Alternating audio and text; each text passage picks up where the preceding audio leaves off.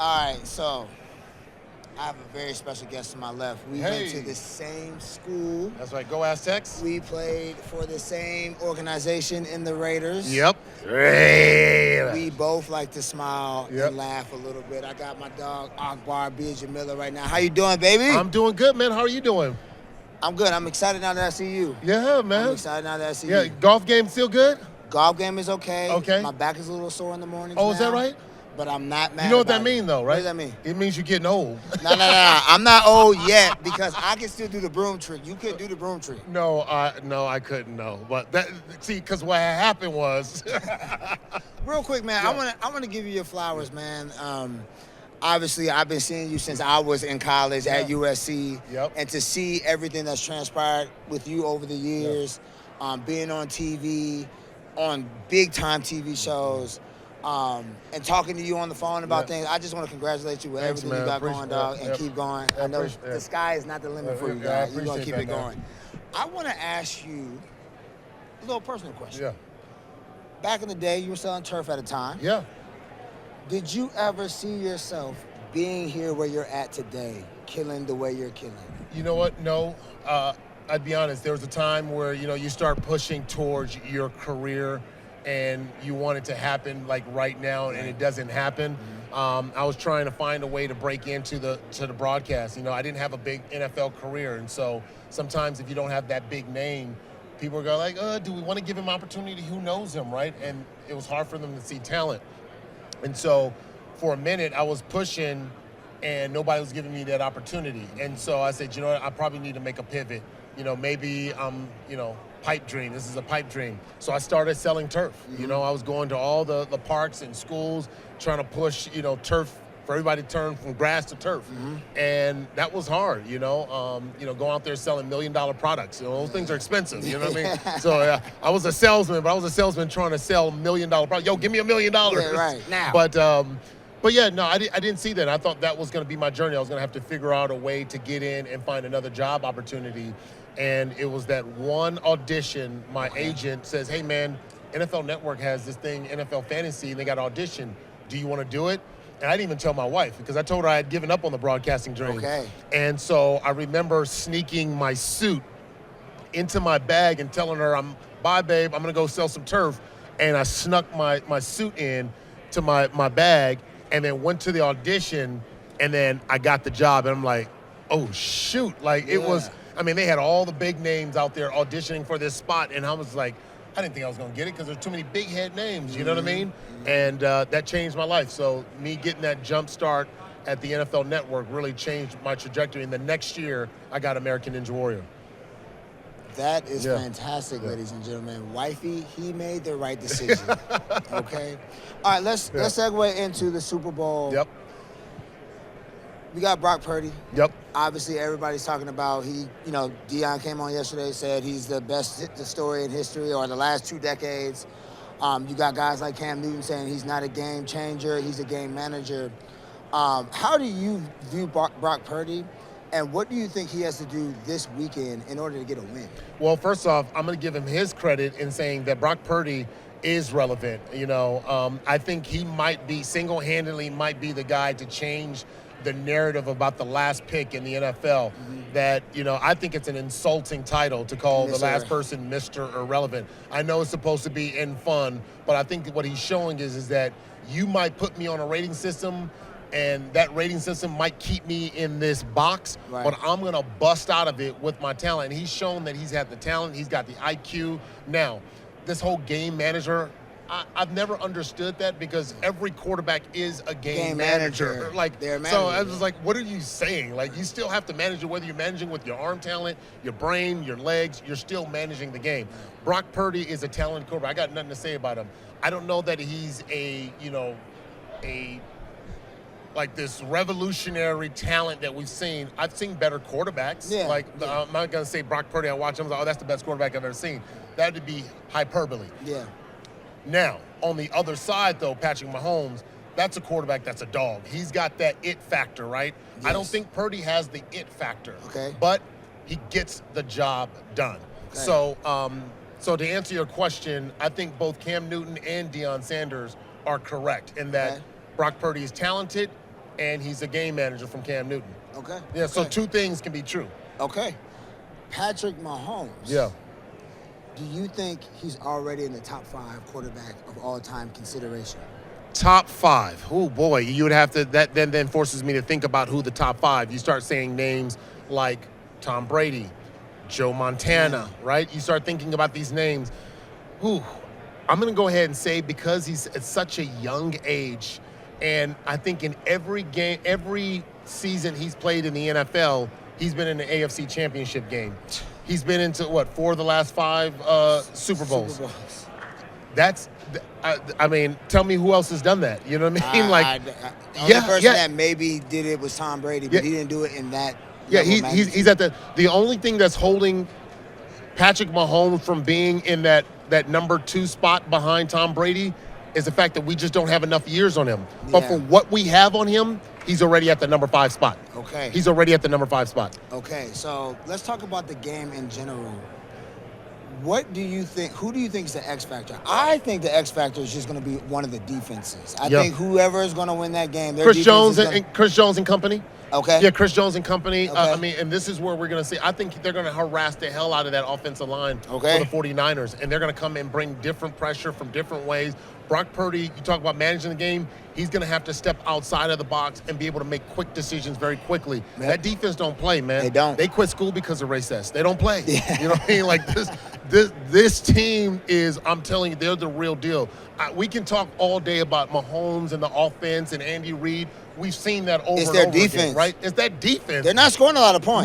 No. It's the D. They some dogs, man. I mean, they're a top defense for a reason. Yeah. So Brock Purdy, I tell you this, the narrative will change forever if he goes out here and destroys that defense. If he destroys and pick apart that defense, I mean, just stop talking all the other extra noise about Purdy.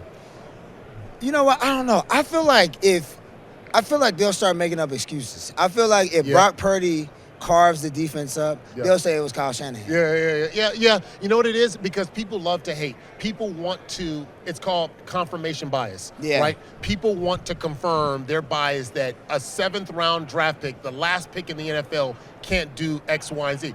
It's the same confirmation bias where you get a lot of these networks that go, hey, you weren't a big name guy. Right. You can't be a good sports analyst because you don't have a name, you didn't play in the playoffs, so on and so forth. Right. They need to validate their feelings. So they do that by continuing to put out that narrative that Brock Purdy is. I think it's rubbish, to be quite honest with you. It's rubbish. The dude can play. Yeah. He can flat out play. So you're right. They will hate on him. They'll find something else to pick apart. Well, he threw an interception in the what? No. But he won the game. Right.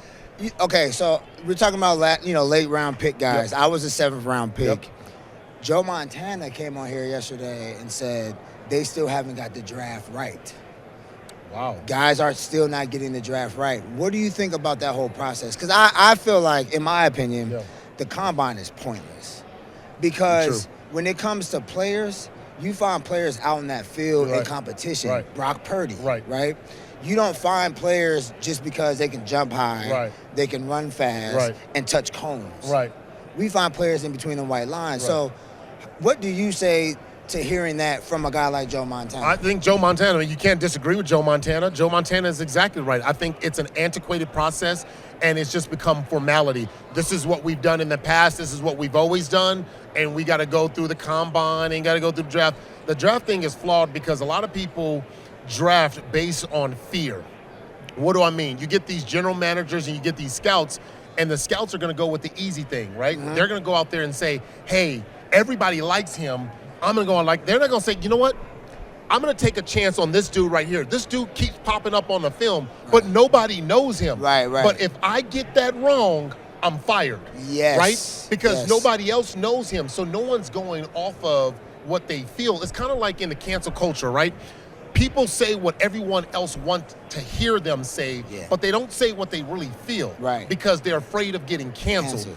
These scouts and these general managers are afraid of getting canceled. It's job security. If there's a little bit more security in the infrastructure for the scouts and say, hey, you know what? We messed that one up. Keep going hard again, right? It's like when coaches, I love when coaches see a player drop a pass, right? You've probably been in that situation. And they go, you know what?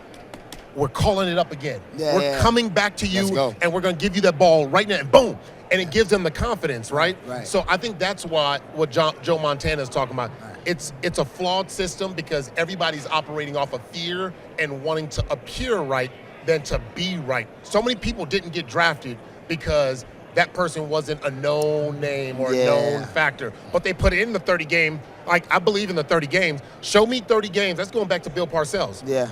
Show me 30 games in college that this guy played, and I'm going to tell you who he is. Right. Right? But they're not doing that. Yeah. They're not doing that. Talk to us about your partnership with Experian, man. Man, this partnership is special. I think you know this as well as I do.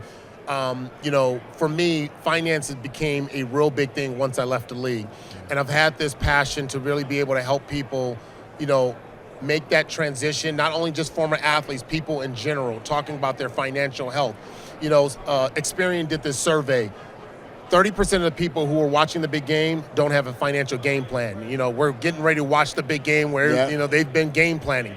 But 80% of them want to be able to improve their credit score. And Experian has rolled out this plan called Experian Boost. They've had it for several years where it helps people to boost their credit score by doing everyday things like paying your utility bills, paying for your streaming services. And now they've created an ecosystem where you have the Experian Smart Money digital checking, where you're paying all of those utilities and streaming services and all of those things, you're paying it from within your Experian Smart Money digital checking account, and you're helping to increase your credit score. The idea used to be, you remember when on college campus, they'd go get a credit card and that's going to help you. No, that doesn't work, right? So this is a way where you're getting credit for doing the things you're supposed to do on time. And it is a phenomenal program, especially when you think about where we are economically. Right. You think about high interest rates, you think about inflation, you think about cost of goods. I mean, I don't know if the last time you went to go buy milk, but milk looked like it's like $10 now. It's like $6.50 in AZ, so I know in LA it's like $10.50. Like $8.50. A latte now in LA costs you $10. But you can see what that ends up doing. You start overspending, that starts stretching your finances. Before you know it, you can easily slide into debt. Yeah. And so Experian is really trying to give people the opportunity to improve their credit score with Experian Boost, and it gives them financial flexibility and maneuverability, because that's what it's about. Succeeding in this life is about having that maneuverability. Real quick before we get up out of here. Oh, before I go, if you want more information on it, go to Experian.com or make sure you download the app, Experian app. Talk about finances for a second. Yep. What kind of advice would you give a late round free agent pick guy coming into the NFL? What kind of advice would you give him financially? Don't fall into the don't fall into the locker room trap. It's very easy. Some people know it as keeping up with the Joneses. Yep. He has jewelry. I see this trend happening in the league now. Every player now has like a gold necklace or diamond necklace underneath their pad. I'm like, it just took off this year. Yeah, right. Last year there was a sprinkle of it. This year, I'm like, was there a memo sent out? I'm like, that's the dumbest thing I've ever seen. I'm like, everybody's got to put on a chain now. You know what I mean? Right. So I would say just don't fall into that and trying to spend and look like you have money. I always say, I'd rather have money than to look like I have money, right? And a lot of guys get into that. They got to have the bag, the designer bags and the designer belts, and they have to be fashionistas and just chill. You're in the league, right? You just tell somebody I'm in the league and you already have that perception. That's the black card. Yes. That's it. Akbar, man, appreciate your My time, guy. brother. Thanks, man.